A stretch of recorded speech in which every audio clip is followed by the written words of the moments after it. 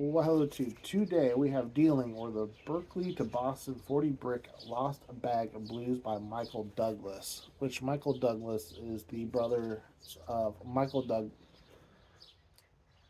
Douglas is Michael Crichton and Douglas Crichton, who are brothers.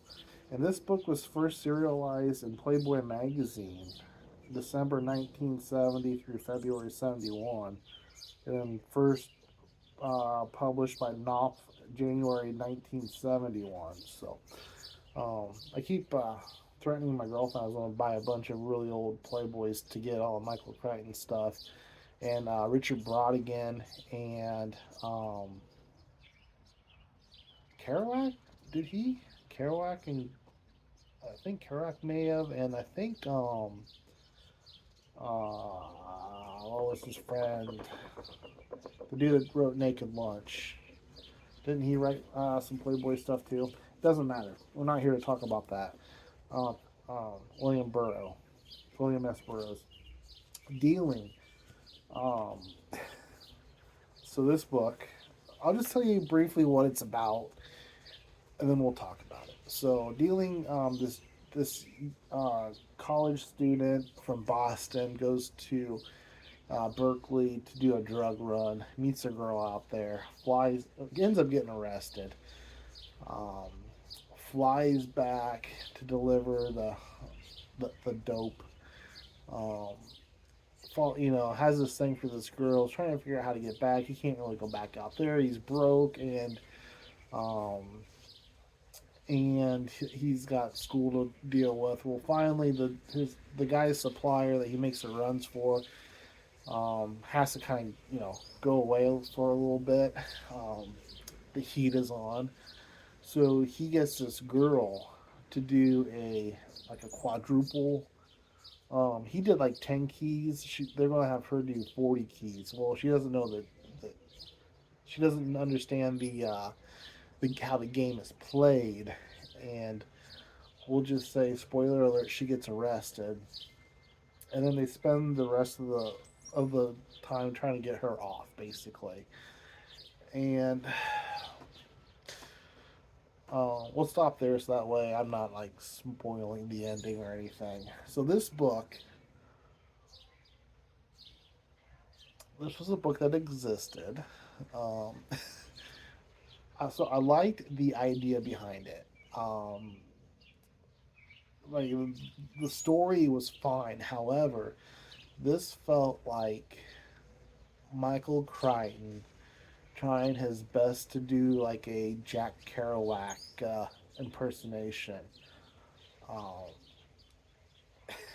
Imagine like Andromeda Strain. That's one that we've talked about already, with a bunch of hippie slang. So something that's very technical and all of this isn't like sci-fi ish, science based like a lot of his stories are, but Michael Crichton has this like very distinct, to the point writing style. Very, um, I was almost going to say dry, but that's not the right word because his writing really isn't dry. It's just it's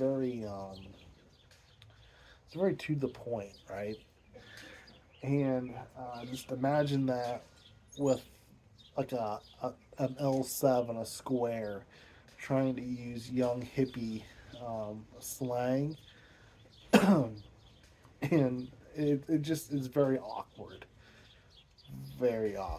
And I don't really know. I didn't really look into it of what Michael and what parts Michael had to do and what parts Douglas had to do, but there are shifts in the writing style as it goes through. So I think maybe one started, and forgive me, I don't really remember what's what, but I think maybe one started and then maybe one picked up where his brother left off, and then back and forth. It's very odd. I've never read a book where it's like the writing style just kind of does a quick 180.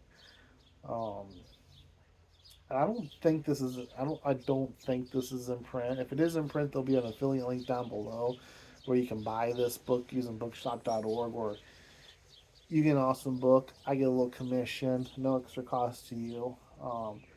I, regardless, there'll be an affiliate link that if you use it for to buy any book, I get a little taste of the action.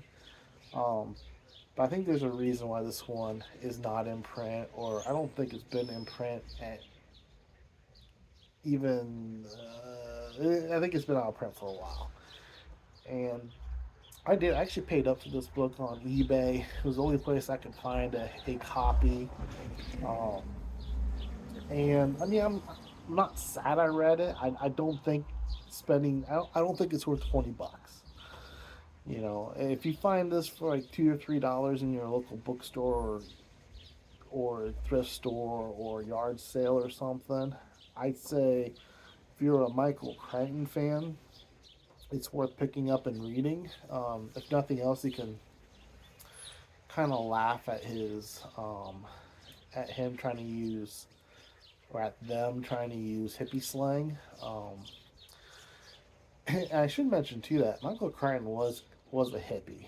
Um, like if you read his biography or autobiography, whatever the proper term is, travels, he is definitely into the woo woo hippie stuff. So I think this is kind of his kind of ode to the hippie. It's just, you know, he's, it just, it's weird. And I kind of took offense too with them calling marijuana dope. They use that term dope quite a bit. It may be back in the 70s, early 70s, late 60s, marijuana was dope. But nowadays, when you hear people talking about dope, you think about like heroin, something not marijuana. But when someone says dope or I hear dope, I instantly think heroin. So maybe, like I said, maybe back in the late '60s, early '70s, um, but I really think still that's kind of the L7 term when it comes to marijuana. I think that's it for some peeps. Have you read Dealing? What do you think of it? What I get right, what I get wrong? And I think it's more entertaining just for the kind of uncomfortable awkwardness of the writing than it is the actual story itself. The story itself is it's fine. Like there's nothing to write home about, but the writing is very awkward. Okay, you want to quit your complaining? I'm almost done. I'll get up, and then you can have your little food and water. Okay, just chill. Stinking birds. But cheers, peeps.